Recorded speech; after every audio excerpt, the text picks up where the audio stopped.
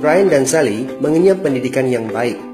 Mereka bertemu dan akhirnya menikah. Mereka memiliki pekerjaan yang baik. Brian memiliki jabatan tinggi di sebuah perusahaan multinasional, berpenghasilan besar, mendapat fasilitas dari kantor berupa mobil dan rumah. Mereka sangat menikmati hidup. Sering nongkrong bersama di coffee shop sepulang kantor, nonton di bioskop, mampu membeli baju dan tas yang matching, dan pergi berlibur sesekali. Tapi, kenyataan sebenarnya tidaklah demikian.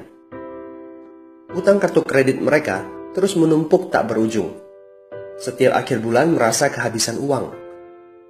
Mereka memiliki barang-barang bagus, tetapi tabungan masa depan kacau balau. Brian dengan mudah membeli ini, tapi bukan ini. Tabungan 100 juta pun rasanya masih jauh sekali. Sudah kerja lebih dari 10 tahun, tapi belum sanggup membeli rumah sendiri.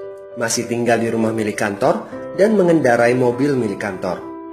Tanpa disadari, keluarga ini menggali lubang kemiskinan. Keuangan mereka hanya cukup untuk membiayai kehidupan keluarga saat ini. Mereka harus terus bekerja untuk menghasilkan uang.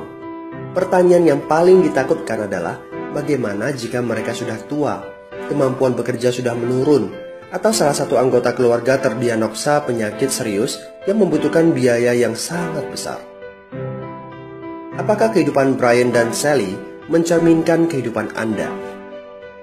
Apakah saat ini Anda memiliki penghasilan, tetapi sebelum akhir bulan sudah merasa kehabisan uang?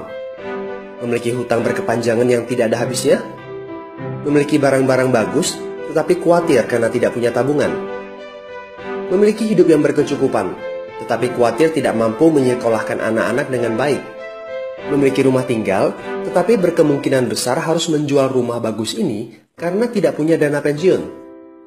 Jika Anda menjawab ya pada salah satu saja pertanyaan tadi, saatnya untuk memperbaiki diri.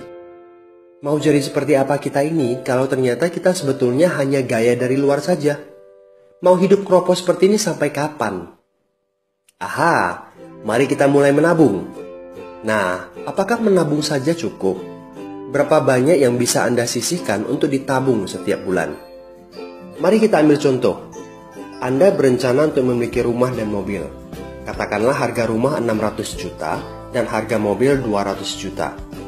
Jika Anda mampu menabung 5 juta per bulan, Anda membutuhkan 13 tahun untuk mendapatkan angka 800 juta. Masalahnya, inflasi membuat harga rumah dan mobil melambung tinggi. 800 juta akan menjadi 2,7 miliar 13 tahun kemudian.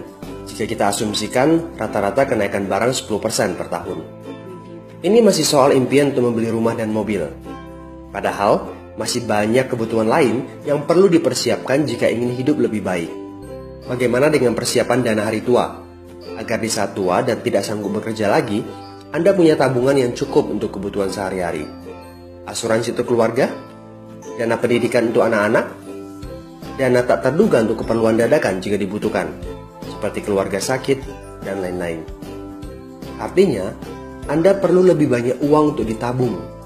Bayangkan jika satu bulan Anda hanya bisa menabung kurang dari 5 juta. Sudah jelas, jika langkah Anda hanyalah menabung, Anda seperti sedang menggali lubang kemiskinan. Hal utama yang perlu Anda lakukan adalah meningkatkan penghasilan Anda. Anda mungkin bertanya bagaimana saya bisa melakukan itu dengan segala kesibukan yang saya miliki sekarang.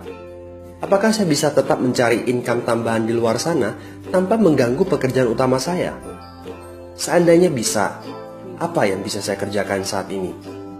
Nah, langkah pertama yang perlu Anda lakukan saat ini adalah menghubungi teman yang menunjukkan video ini kepada Anda.